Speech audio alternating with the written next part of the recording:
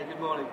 I'm Sam Fraser. This is my colleague Rebecca Bailey with the NHS Northwest HR Graduate Management Scheme. And together with our fellow graduate trainees, we've put together a short demonstration as to what's possible for trusts in terms of technology and social media. Now, just before we get started, just a quick question to see how much you already know about the powers of technology and social media. So on average, how much video content is watched on YouTube per day? Any guesses? 5. No? Okay.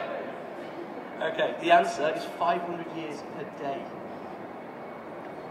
This startling fact is just one of many that illustrates how social media changes people's lives.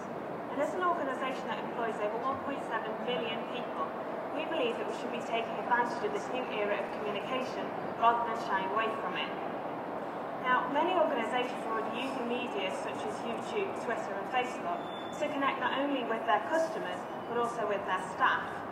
And this is helping to engage a new generation of the workforce whilst at the same time demonstrating the innovative nature of their employer. So what we have to show you today is how your trust can do this too. It's nothing particularly radical, and it probably isn't anything you haven't seen already before, but because of that it should be really easy to replicate. There is already some great work being done in the Northwest, and it'd be really wrong not to recognise that. So what we put together was heavily influenced by Central Manchester FT's presence on Facebook and University Hospitals of South Manchester's YouTube videos. If everyone's seen them do MRSA, it's definitely worth a watch. It's also worth bearing in mind that this demonstration is the result of work done by HR graduate trainees in our spare time. So just imagine what your communications department can come up with. When we looked at how best to illustrate what could be done, we decided that by creating a fictitious Foundation Trust website, we could demonstrate in a tangible sense what's actually possible. So here we have the Trust website for Beveridge Hospital NHS Foundation Trust, tomorrow's trust today. Having worked across a number of different NHS trusts, we identified the Trust website as being a medium that could potentially be used more effectively. It's not that the sites don't have enough information on them. On the contrary, they're usually packed full of useful info. Rather, it's the lack of interactivity we felt might be letting them down. In short, trust websites aren't always engaging the people that they're meant to. So what we've done with Beveridge FT is kept it nice and simple. We haven't included anything that we don't think adds links to the website. By using this less is more approach, the result is a clean and non-intimidating website which is easy to navigate. Most of the website is very similar to how a traditional trust page would look.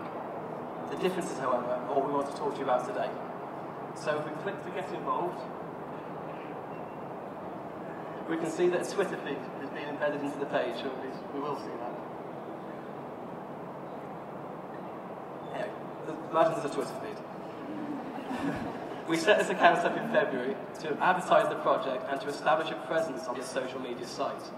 Shortly afterwards, we host Beveridge FT took part in a tweet chat hosted by Dean and NHS employers about how social media could be better used by the NHS, which allowed us to discuss the project with other HR professionals, some of whom are in the room today.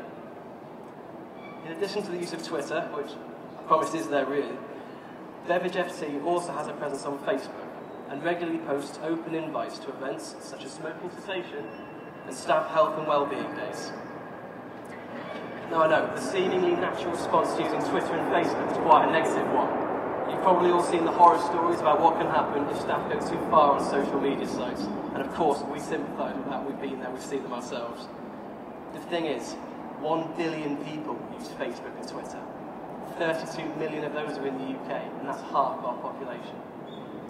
Your staff will be using social media, and there's no getting around that. But what we're trying to show is that rather than penalising them for this, we could be preventing these HR horror stories by using social media to interact with them instead. Put simply, how many staff will post an offensive remark on Facebook about their organisation if that organisation is already maintaining an active presence on the site? Now, solicitors will be able to tell us more about the legal ramifications of using social media further, so we won't go into that too much now. What we want to leave you with is an open mind about how through social media you can interact not only with your service users but with your staff too. Now, one area where current technology could have a big impact is in the recruitment and retention of staff. So we've lost our careers page at this point. We'll come back to that if it comes on. I would say, apologies for the technical difficulties, but we do have a stand over at the back where our website will be working correctly by then. So you can check it out later. Okay, so what we did do on our careers page was we created a video to show how our staff have identified aspects of their job that they loved.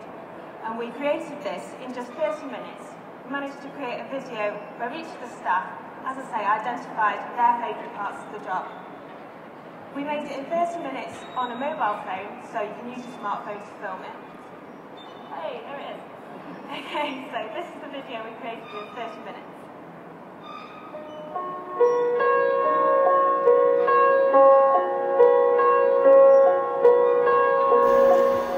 My job helps reduce infection rates. I get the chance to help patients and really make a difference. I work with world-class experts. I get to make a positive impact on people's lives every day. I'm part of a fantastic team. I put the right people in the right job. I can help to save a life.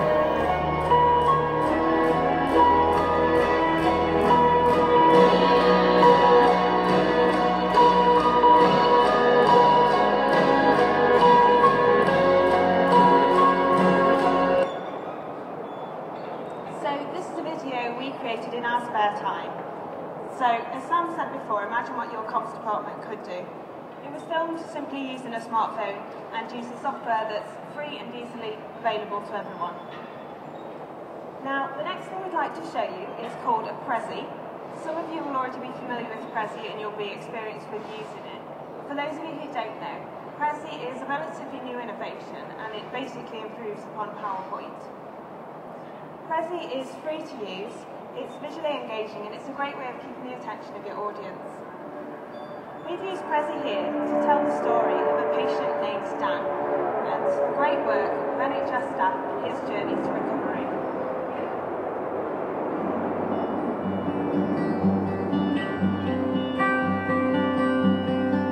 My name is Dan, and in April 2011 I was hit by a car whilst crossing the road. I sustained a serious head injury and suffered major brain trauma. I'd never really needed the NHS much before, but now my life was in their hands. Without the NHS, I wouldn't be here today. Without Gareth, the 999 call wouldn't have gone through. Without Dave, I wouldn't have reached the hospital in time. Without Kate, the trauma would have gone undetected. Without Jay, I wouldn't have reached the operating theatre. Without my job, my injuries would have proved fatal. Without Linda, I wouldn't have recovered after surgery. Without Janine, I wouldn't have had a bed on the ward. Without Amelia, I wouldn't have regained my speech. Without Kelly, I wouldn't have walked again. I'm Dan, and without the NHS, I wouldn't be alive today.